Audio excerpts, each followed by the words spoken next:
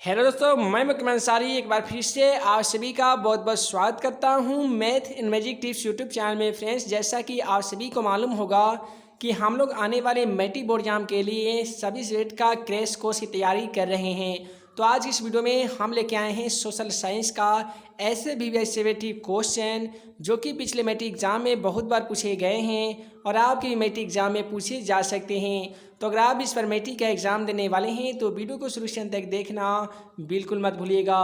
तो चलिए फ्रेंड्स, बिना समय गवाए पहला क्वेश्चन को देख लेते हैं। हे दोस्तों, जैसा कि आप सिम वाले स्क्रीन पे पहला क्वेश्चन देख पा रहे हैं, पहला क्वेश्चन में दिया गया है संसाधन क्या है। ये दोस्तों सवाल है मैट्रिक एग्जाम में 2 मार्क्स से पूछे जाते हैं कि संसाधन क्या है। और ये जो क्वेश्चन है जियोग्राफी यानी भूगोल से लिया गया है। तो क्वेश्चन का बिल्कुल सही जवाब लिखेंगे आप कि समस्त जैविक पदार्थ जैव एवं अजैव पदार्थ जो मानवीय आवश्यकताओं की पूर्ति में सहायक होते हैं उसे संसाधन कहते हैं। जैसे मिट्टी, खनिज, वन एवं वन्य जीव। एक बार फिर से समझ लीजिए कि समस्त प्राकृतिक पदार्थ जैव एवं अजैव पदार्थ यानी दुनिया में पाए जाने वाले वैसे पदार्थ, चाहे उसका निर्माण मनुष्य के द्वारा किया गया हो या उसका निर्माण खुद प्रकृति के द्वारा किया गया हो, उसका जो इस्तेमाल मानवीय अपना आवश्यकताओं की पूर्ति करने में करते हैं ना, उन सभी को हम लोग संसाधन के नाम से जानते हैं। जैसे मिट्टी, खनिज, वन एवं वन्य जीव, ये सभी उदाहरण संसाधन के उदाहरण हैं।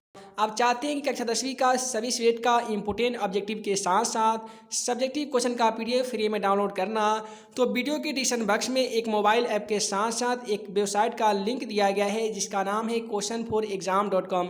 तो दिए गए नीचे लिंक पे क्लिक करके आप कक्षा 10वीं का सभी सब्जेक्ट का इम्पोर्टेंट ऑब्जेक्टिव के साथ सब्जेक्टिव क्वेश्चन का भी PDF फ्री में डाउनलोड कर सकते हैं। उसके बाद में आज सभी देख पा रहे हैं क्वेश्चन नंबर 2 को कि संभावी एवं संचित कोश संसाधन में अंतर स्पष्ट करें। तो संभावी एवं संचित कोश संसाधन में क्या क्या अंतर होते हैं वहीं आज सभी को इस क्वेश्चन का आंसर में लिखना होगा। तो क्वेश्चन का बिल्कुल सही जवाब लिखेंगे आप कि वैसा संसाधन जो किसी विशेष क्षेत्र में मौजूद होते हैं, वैसे संसाधन जो किसी विशेष क्षेत्र में मौजूद होते हैं जिसे उपयोग में लाने की संभावना रहती है, यानी जिसे उपयोग में हम ला भी सकते हैं, नहीं भी ला सकते हैं, अर्थात लाने की संभावना रहती है ना, उसे हम लोग संभावित संसाधन कहते हैं। जबकि वैसा संसाधन जिसका उपयोग भंडारण संसाधन का ही अंश है, जिसे उपलब्ध तकनीक के आधार पर उपयोग में लाया जाता है, उसे संचित कोश संसाधन कहते हैं। जैसे में जल का उपयोग विद्युत ऊर्जा में किया जाता है, तो जल कैसा संसाधन हो गया, तो ये हो गया संचित कोश संसाधन। उसके बाद में अगला सवाल है कि संसाधनों के संरक्षण के उपाय बतावें। क्वेश्चन में आपसे पूछा गया है कि संसाधनों के संरक्षण के उपाय बतावें, अर्थात संसाधनों को हम लोग कैसे सुरक्षित रख सकते हैं। तो क्वेश्चन का बिल्कुल सही जवाब कुछ इस प्रकार से लिखेंगे आप कि संसाधनों की सभ्यता एवं संस्कृति के विकास में अहम भूमिका होती है, अतः इनका संरक्षण आवश्यक है। इनके लिए निम्नलिखित बिंदुओं पर ध्यान देना चाहिए। अब हम आप सभी को कुछ ऐसे बिंदु बतलाने वाले हैं जिसके माध्यम से संसाधनों का संरक्षण किया जा सकता है। उसके बाद में आप सभी रोमन नंबर 1 में लिखेंगे कि संसाधनों को विवेकपूर्ण ढंग से इस्तेमाल किया जाना चाहिए या विवेकपूर्ण ढंग से उपयोग किया जाना चाहिए।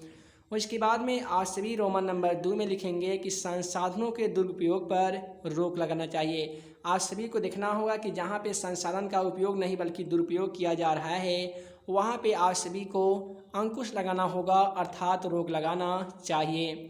इसके बाद में आप सभी रोमन नंबर 3 में लिखेंगे कि सीमित भंडार वाले संसाधनों का विकल्प ढूंढना चाहिए। उसके बाद में अगला सवाल है हमारा क्वेश्चन नंबर 4 में कि संसाधनों के निर्माण में तकनीक की क्या भूमिका है। संसाधनों के निर्माण में तकनीक यानी टेक्नोलॉजी की क्या भूमिका है। तो क्वेश्चन का बिल्कुल सही जवाब लिखेंगे आप कि संसाधनों के निर्माण में तकनीक की भूमिका काफ़ी महत्वपूर्ण है, किंतु पृथ्वी के भूगर्भ में स्थित कोयला, पेट्रोलियम और खनिज बेकार पड़े हुए हैं, किंतु तकनीकी ज्ञान के द्वारा हम उसे उपयोग के लायक बनाएं। इसी प्रकार तकनीकी ज्ञान के द्वारा ही जल से जल विद्युत ऊर्जा, हवा से पवन ऊर्जा और सौर ऊर्जा का विकास किया गया।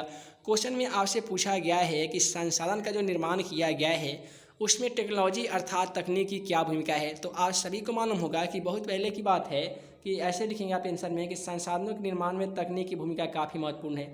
अब क्यों महत्वपूर्ण है, तो पृथ्वी के भूगर्भ में स्थित, तब पृथ्वी के भूगर्भ के स्थित मतलब पृथ्वी के अंदर स्थित कोयला, पेट्रोलियम और खनिज बेकार पड़े हुए थे। कोयला, पेट्रोलियम और खनिज जो है वो बेकार पड़े हुए थे, किंतु हमने क्या किया कि हम लोगों ने तकनीकी ज्ञान के माध्यम से ही उसे उपयोग के लायक बनाए। इसी प्रकार से तकनीकी ज्ञान के द्वारा जल से जल विद्युत ऊर्जा, ठीक है, हवा से पवन ऊर्जा और सौर ऊर्जा का विकास किया गया। इस प्रकार हम कह सकते हैं कि संसाधनों के निर्माण में तकनीकी भूमिका काफ़ी ही महत्वपूर्ण है। उसके बाद में अगला सवाल है क्वेश्चन 5 में कि सतत विकास की अवधारणा क्या है। मेट्रिक एग्जाम में ऐसे सवाल भी 2 मार्क्स में पूछे जाते हैं कि सतत विकास की अवधारणा क्या है। तो क्वेश्चन का बिल्कुल सही जवाब लिखेंगे आप कि सतत विकास की अवधारणा वह रणनीति है जिसके अंतर्गत प्राकृतिक संसाधनों एवं पर्यावरण को क्षति पहुँचाए बिना वर्तमान और भावी दोनों पीढ़ियों का कल्याण हो को अधिकतम बनाया जा सकता है, अर्थात अर्थव्यवस्था सुचारू रूप से चलती रहे। एक बार फिर से समझ लीजिए कि आखिर सतत विकास की अवधारणा क्या है। तो क्वेश्चन का बिल्कुल सही जवाब आपको लिखना होगा कि सतत विकास की अवधारणा वह रणनीति है जिसके अंतर्गत प्राकृतिक संसाधनों एवं पर्यावरणों को क्षति पहुँचाए बिना, यानी उसे नुकसान पहुँचाए बिना वर्तमान और भावी, यानी अभी जो चल रहा है चाहे आगे जो आने वाली है, वो दोनों पीढ़ियों का कल्याण को अधिकतम बनाया जा सकता है, अर्थात अर्थव्यवस्था का विकास सुचारू रूप से चलता रहे। यही होता है सतत विकास की अवधारणा। इसके बाद में आज सभी को क्वेश्चन नंबर 6 को देखना है कि स्वामित्व के आधार पर संसाधन कितने प्रकार के होते हैं। ऐसे सवाल आप सभी को मैट्रिक एग्जाम में ऑब्जेक्टिव में भी देखने को मिल सकते हैं कि स्वामित्व के आधार पर संसाधन कितने प्रकार के होते हैं। तो आप सभी को बता दें कि स्वामित्व के आधार पर संसाधन के 4 प्रकार होते हैं। स्वामित्व के आधार पर संसाधन कितने प्रकार होते हैं, तो 4 प्रकार होते हैं। उसके बाद में आज सभी रोमन नंबर 1 में लिखेंगे कि पहला जो संसाधन होते हैं वो होते हैं व्यक्तिगत संसाधन। तो आप क्या करेंगे, व्यक्तिगत संसाधन लिख देंगे। उसके बाद में आप डैश लिख के उसके बारे में कुछ लिखेंगे कि आखिर व्यक्तिगत संसाधन के अंतर्गत क्या क्या आते हैं। तो आज सभी लिखेंगे कि व्यक्तिगत संसाधन के तहत मकान, ज़मीन तथा तालाब आते हैं। ऑब्जेक्टिव सवाल ऐसे बनते हैं कि मकान, ज़मीन तथा तालाब कैसे, किस प्रकार के संसाधन के अंतर्गत आते हैं। क्वेश्चन का सही जवाब व्यक्तिगत संसाधन हो जाएगा। उसके बाद में आज सभी रोमन नंबर 2 में लिखेंगे सामुदायिक संसाधन। डैश देकर लिखना होगा आपको कि इसके तहत या इसके अंतर्गत सामुदायिक भवन जैसे पार्क, पिकनिक हॉल, खेल का मैदान आते हैं। तो सामुदायिक भवन हो जाएगा, पार्क हो जाएगा, पिकनिक हॉल हो जाएगा, खेल का मैदान हो जाएगा। ये सभी संसाधन किस प्रकार के संसाधन के अंतर्गत आते हैं, तो ये सामुदायिक संसाधन के अंतर्गत आते हैं। उसके बाद में आज सभी रोमन नंबर 3 में लिखेंगे कि राष्ट्रीय संसाधन। डैश देकर लिखना होगा आपको कि इसके अंतर्गत, अर्थात राष्ट्रीय संसाधन के अंतर्गत नदी, वन, वन्यजीव तथा खनिज आते हैं। उसके बाद में चौथा हमारा आता है संसाधन, वो है अंतर्राष्ट्रीय संसाधन। आप सभी को मालूम होगा अंतर्राष्ट्रीय संसाधन के मतलब होता है कि देश के अंतर्गत आने वाले संसाधन, ठीक है, जो एक देश दूसरे देश को उसका उपयोग करते हैं। तो इसमें कौन से आएंगे, तो इसमें महासागर आएंगे। चूँकि आप सभी को मालूम होगा कि महासागर एक देश से नहीं बल्कि अनेक देशों से होकर गुजरती है। इस प्रकार से अंतर्राष्ट्रीय संसाधन कौन सा हो जाएगा, तो महासागर हो जाएगा। उसके बाद में अगला सवाल है कि जलोढ़ मृदा। मृदा के मतलब आप सभी को समझना होगा मिट्टी। तो जलोढ़ मृदा के विस्तार वाले राज्यों के नाम लिखें। पहला सवाल हो गया कि जलोढ़ मृदा के विस्तार वाले राज्यों के नाम लिखें तथा इन मृदा में कौन कौन सी फसलें उगाई जा सकती है। क्वेश्चन का बिल्कुल सही जवाब लिखेंगे आप कि जलोढ़ मिट्टी पूरे उत्तर भारत में फैली हुई है। ऑब्जेक्टिव में भी सवाल पूछे जा सकते हैं कि जलोढ़ मिट्टी कहाँ पाई जाती है। तो क्वेश्चन का सही जवाब आप लिखेंगे कि जलोढ़ मिट्टी पूरे उत्तर प्रदेश में पाई जाती है। उत्तर प्रदेश नहीं बल्कि उत्तर भारत में पाई जाती है। इसके गुजरात और राजस्थान में कुछ क्षेत्रों में जलोढ़ मिट्टी पाई जाती है। तो गुजरात राज्य हो गया, राजस्थान भी हो गया, यहाँ पे भी कुछ क्षेत्रों में जलोढ़ मिट्टी पाई जाती है। इस मिट्टी में प्रायः धान, मक्का, गेहूँ, गन्ना, दलहन इत्यादि की खेती की जाती है। तो आपने जाना कि आखिर जलोढ़ मिट्टी के विस्तार वाले राज्यों के नाम कौन कौन से। तो सबसे पहले आप लिखेंगे कि जलोढ़ मिट्टी पूरे उत्तर भारत में पाई जाती है। अब राज्य कौन कौन से हैं, तो गुजरात हो गया, राजस्थान हो गया। राजस्थान में मरुस्थलीय नामक मिट्टी भी पाई जाती है। ये भी आप सभी को याद रखना होगा, ठीक है। उसके बाद में आप सभी को इसी क्वेश्चन में लिखना था कि इन मृदा में कौन कौन सी फसलें उगाई जा सकती है। तो इन मृदा अर्थात इन मिट्टी में धान, मक्का, गेहूँ, गन्ना, दलहन इत्यादि की खेती की जाती है। उसके बाद में अगला सवाल है क्वेश्चन नंबर 8 में कि सर्वोच्च कृषि से आप क्या समझते हैं। हे दोस्तों, सर्वोच्च कृषि से आप क्या समझते हैं। एक सवाल पूछे जाते हैं कि सर्वोच्च रेखा से आप क्या समझते हैं। तो ये दोनों एक ऐसे सवाल है जो मैट्रिक एग्जाम में तो 2 मार्क्स में ही पूछे जाते हैं, लेकिन ये बहुत बार एग्जाम में पूछे जाते हैं। तो क्वेश्चन का बिल्कुल सही जवाब लिखेंगे आप कि सर्वोच्च कृषि से अभिप्रायः सर्वोच्च कृषि द्वारा की जाने वाली कृषि से है।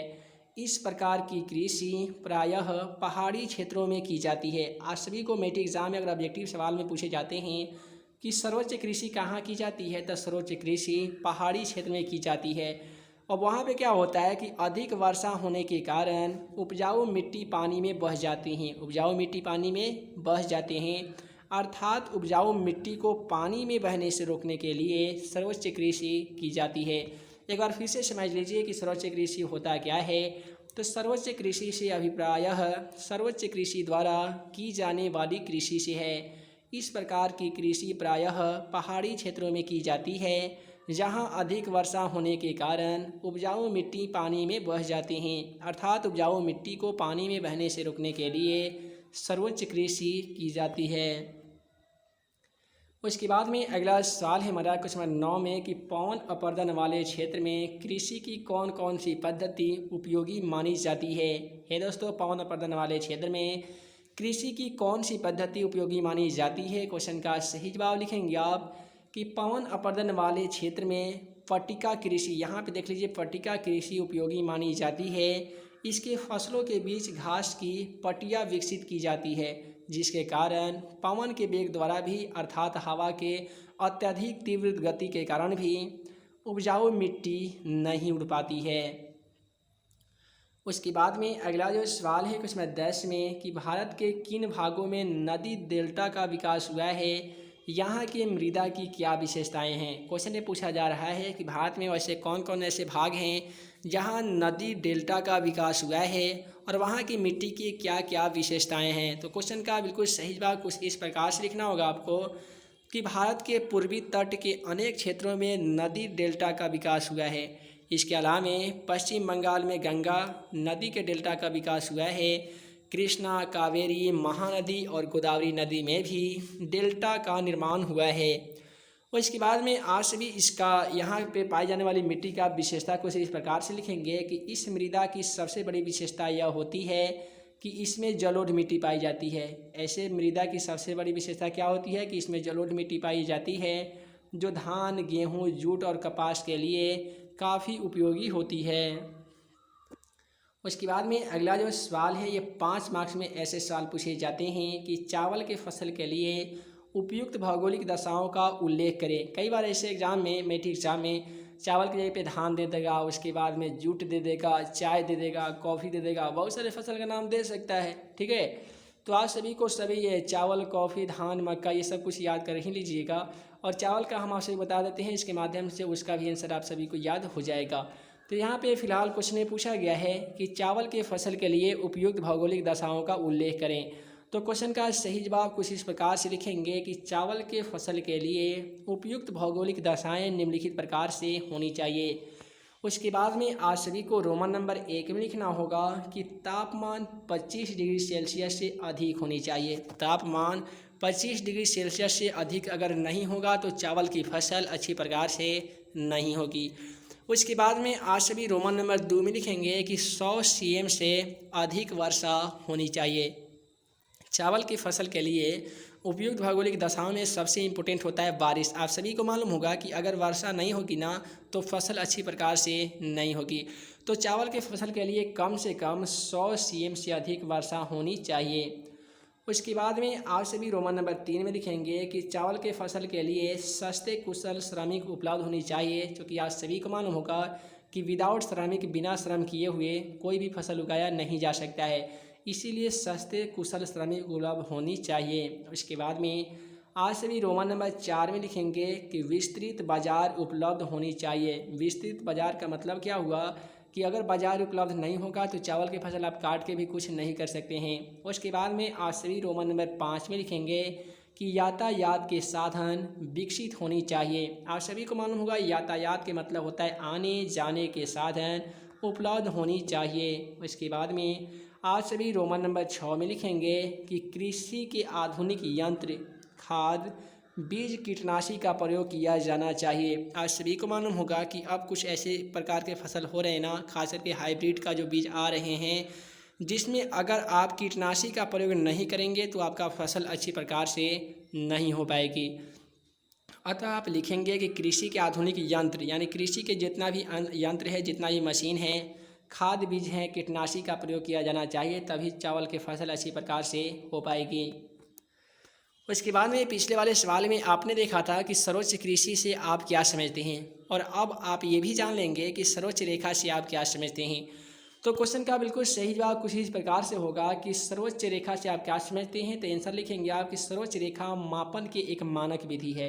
वस्तुतः किसी धरातल पर समुद्र तल के समान ऊंचाई वाले स्थानों को मिलाने वाली काल्पनिक रेखा को सर्वोच्च रेखा कहते हैं। ऐसे सवाल भी आपके मैट्रिक एग्जाम में 2 मार्क्स में पूछे जाते हैं। उसके बाद में अगला सवाल है कि खनिज क्या है दोस्तों, खनिज क्या है। बहुत ही सिंपल तरीके से इसका जवाब लिखेंगे आप कि वैसे पदार्थ जो पृथ्वी के तल से प्राप्त किए जाते हैं, अर्थात वैसे पदार्थ जो पृथ्वी के अंदर से प्राप्त किए जाते हैं ना, उसे खनिज कहते हैं। उसके बाद में पैराग्राफ चेंज करके आपको लिखना होगा कि खनिज 2 प्रकार के होते हैं। और भाई साहब खनिज 2 प्रकार के कौन कौन से होते हैं। तो एक होते हैं धात्विक खनिज और दूसरे होते हैं अधात्विक खनिज।